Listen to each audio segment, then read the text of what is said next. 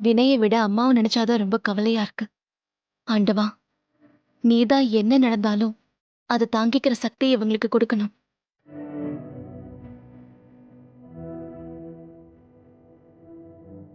அம்மா,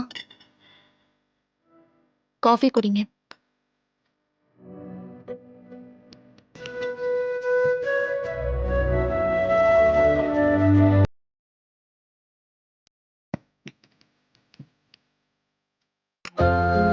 இல்லம்மா, நீ குடி.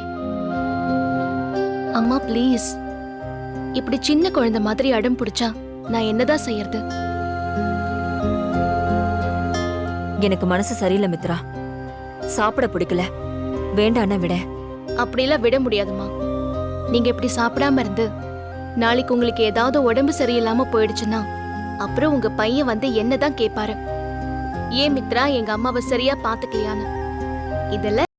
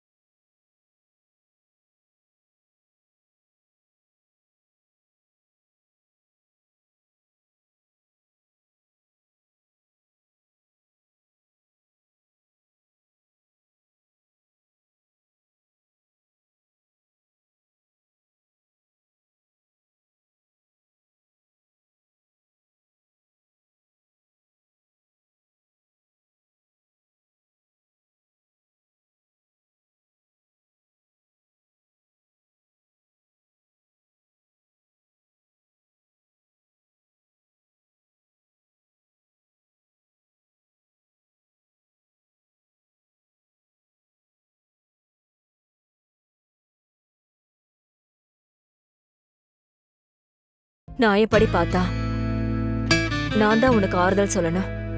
ஆனா நீ எனக்கு ஆறுதல் சொல்லிட்டு இருக்க.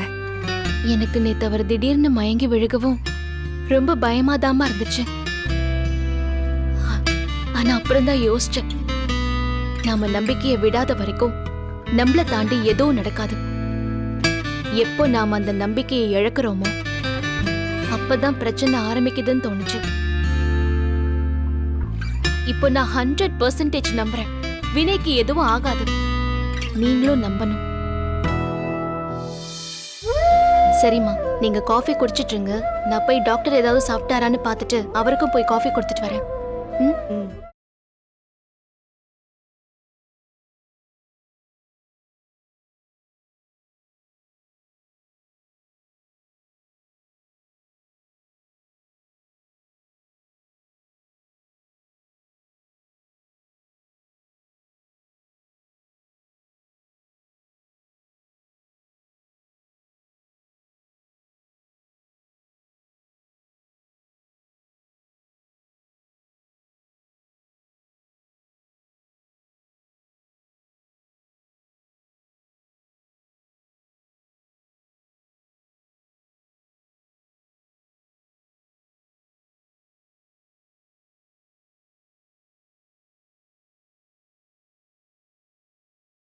டாக்டர்,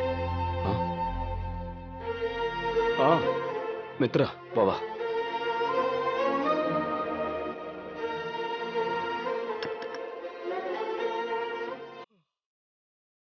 டாக்டர் உண்மையை சொல்லுங்க, தூங்குனீங்களா இல்லையா? உங்களை பார்த்தா தூங்குன மாதிரியே தெரியலையே. வாசுகி எப்படிமா இருக்கா? ஓகேவா? ஓகே தான் டாக்டர். மார்னிங் ஆயிடுச்சுல்ல. வினைக்கு இன்னும் கான்ஷியஸ் வரல, அதான் கொஞ்சம் பயந்துட்டாங்க. நானும் தான். நானும் மார்னிங் கான்ஷியஸ்க்கு வந்துருவான் தான் நினைச்சேன். இன்னும் வரல, அதான் கொஞ்சம் ஸ்ட்ரேஞ்சா தான் இருக்கு.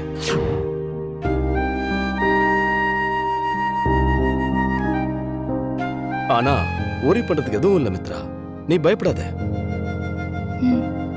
வினய் கேஸ்ல பிரச்சனையே அவன் சீரியஸ் ஆகிற வரைக்கும் நமக்கு எந்த சிம்டம்ஸும் காட்டாம திடமா இருக்கிற மாதிரியே இருக்கிறது தான். அது கொஞ்சம் கொஞ்சமா அவன் பாடி பேட்டர்ன் என்னன்னு புரியறதுக்கே இவ்வளவு நாளாச்சுமா. நான் இப்பதான் என் ஃப்ரெண்டு சாக்னு ஒரு டாக்டருக்கு வினய் ரிப்போர்ட்ஸ் அனுப்பியிருக்காமா. அவன் ஒரு ஆன்காலஜிஸ்ட், நிறைய கேன்சர் ட்ரீட்மெண்ட்டுக்கான ரிசர்ச் பண்ணிட்டு இருக்கான்.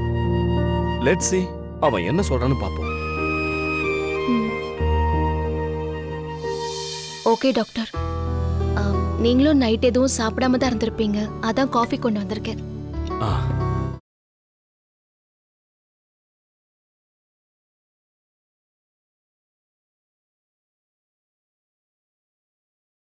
தேங்க்ஸ்மா.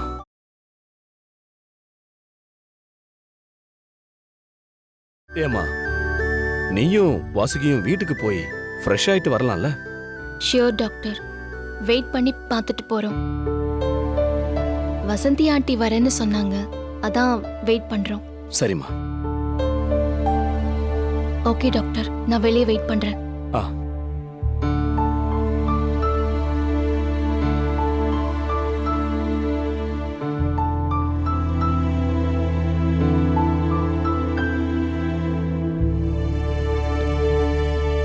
டாக்டர், வினய்க்கு எதுவும் ஆகாதுல்ல? அவனுக்கு எதுவும் ஆகாதுமா, எதுவும் ஆகாது. அதுக்காக தானே நான் போராடிட்டு இருக்கேன். அவனுக்கு எதுவும் ஆகாதுமா. ம்.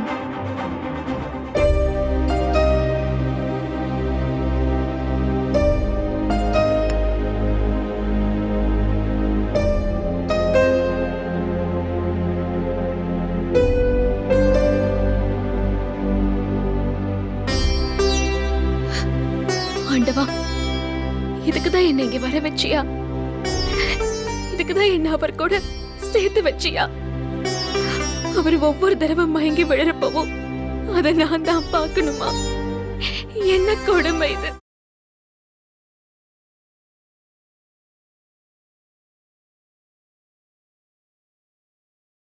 என்ன இது? இவ இப்படி அழுதுட்டு இருக்கா? ஏன் இவளுக்கு மட்டும் இப்படி பிரச்சனை மேல பிரச்சனையா வருது?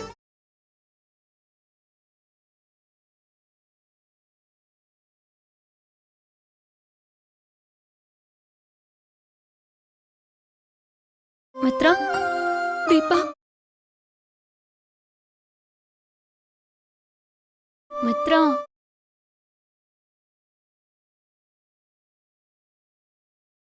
மித்ரா, ப்ளீஸ் அழாத மித்ரா.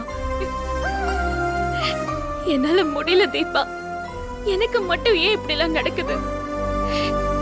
நான் யாருக்கு என்ன பாவம் பண்ண, என்ன தப்பு பண்ணேன்னு எனக்கு தெரியல. நான் எல்லாரும் நல்லா இருக்கணும் தானே நினைக்கிறேன். ஆமா மித்ரா, நீ நல்லவதான். ஆனா உனக்கு ஏன் இப்படி எல்லாம் நடக்குதுன்னு தான் எனக்கும் தெரியல.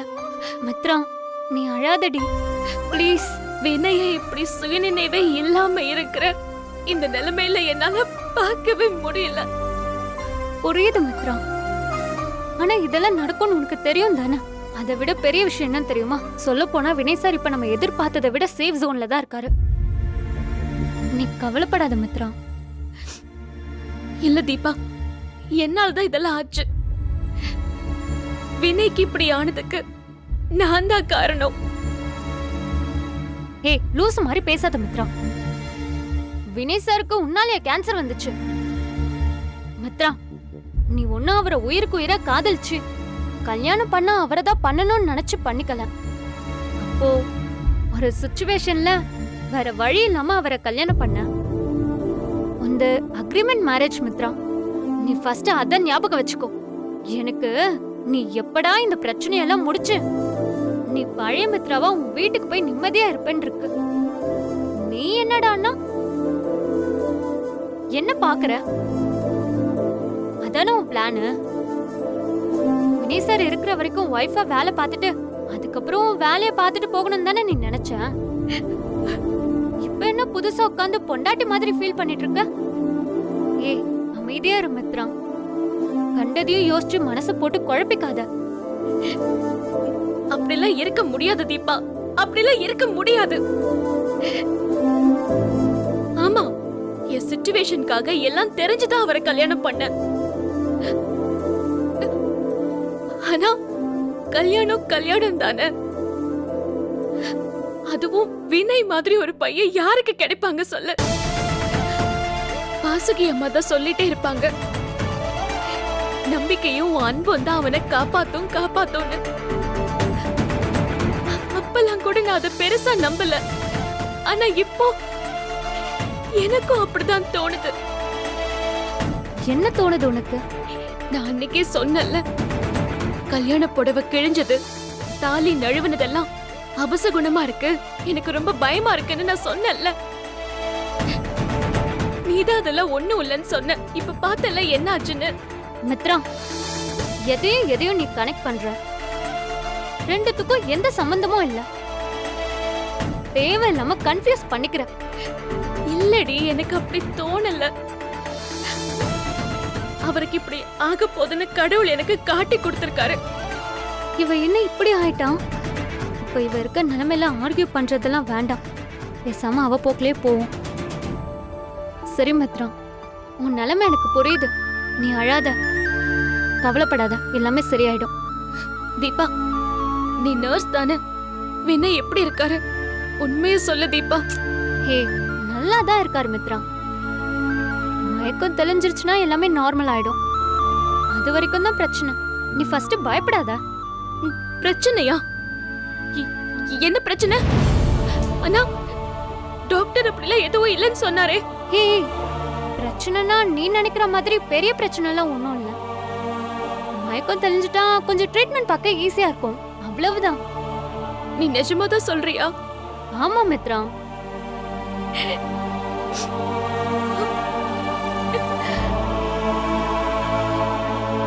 என்ன இது?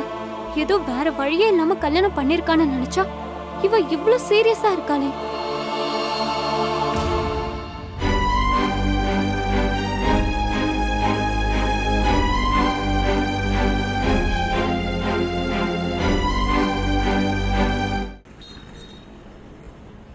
அம்மா, உங்களுக்கு சாப்பிட ஏதாவது வாங்கிட்டு வரவா? அதெல்லாம் எனக்கு ஒண்ணு வேண்டாம். அக்கா, வினய் எப்படி இருக்காங்கா? கண்ணு முழிச்சிட்டானா? இல்ல வசந்தி, இன்னும் அப்படியே தான் இருக்கான். எனக்கு என்னமோ பயமா இருக்குமா. இந்த டாக்டர் என்கிட்ட உண்மையை சொல்லாம மறைக்கிறாங்க போல இருக்க. உங்ககிட்ட உண்மைய சொல்லாம எப்படிக்கா மறைப்பாங்க?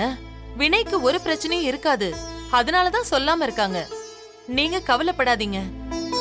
வினய் சீக்கிரம் கண்ணு முழிச்சு நம்ம எல்லார்கிட்டயும் பேச ஆரம்பிச்சிருவான். மித்ரா, டிஃபன் எடுத்துட்டு வந்திருக்கேன். ஹேண்ட் வாஷ் பண்ணிட்டு வாங்க, சாப்பிடலாம். இல்ல, எனக்கு பசிக்கல. அம்மாவை சாப்பிட சொல்லுங்க. மித்ரா, அப்படியெல்லாம் சொல்லாத. நைட்ல இருந்து நீங்க எதுவுமே சாப்பிடாம இருக்கீங்க. இப்படி வெறும் வயித்தோட இருக்கிறது நல்லதில்ல. போய் ஹேண்ட் வாஷ் பண்ணிட்டு வாங்க. 2 இட்லி சாப்பிட்டா தெம்பா இருக்கும். எதுக்கு வசந்தி டிஃபன் எல்லாம் எடுத்துட்டு வந்த? நாங்க என்ன சாப்பிடக்கூடிய நிலைமையிலயா இருக்கோம்? டீ குடிக்க கூட பிடிக்க மாட்டேங்குது வசந்தி.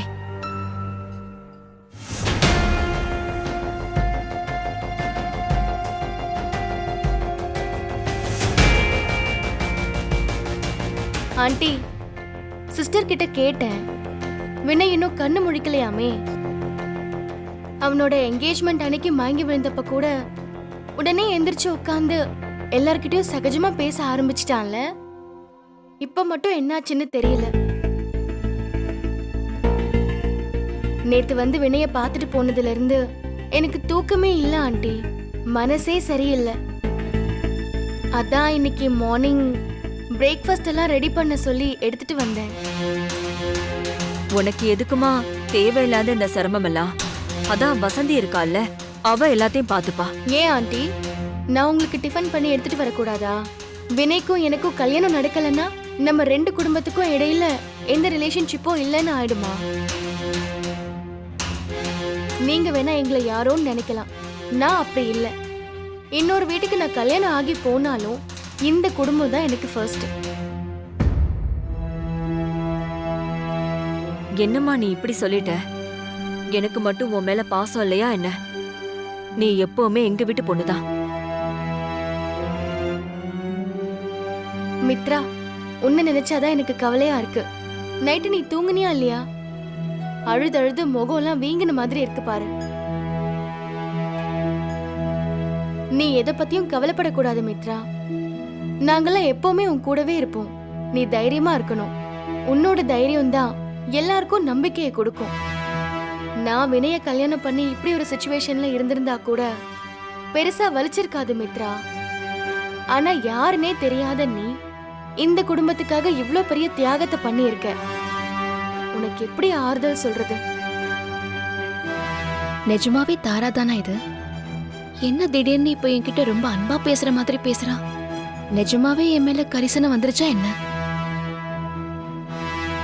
உண்மையிலேயே நீங்க என்கிட்ட இவ்ளோ அக்கறையா பேசுறது எனக்கு ஆறுதலா இருக்கு.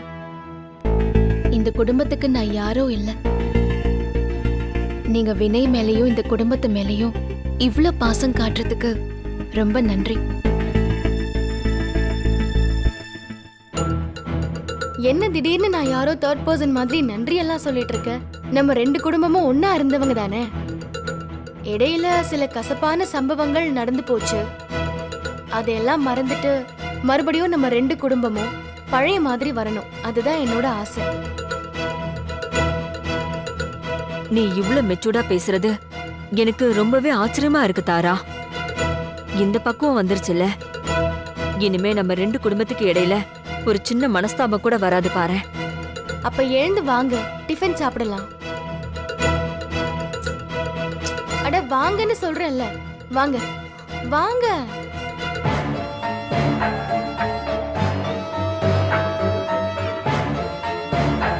பயங்கரமான ஆளா இருக்காளே. என்னால முடியாதத இவ பேச்சிலேயே மயக்கி சாதிச்சிட்டாளே. சாப்பிட கூட்டிட்டு போயிட்டாளே.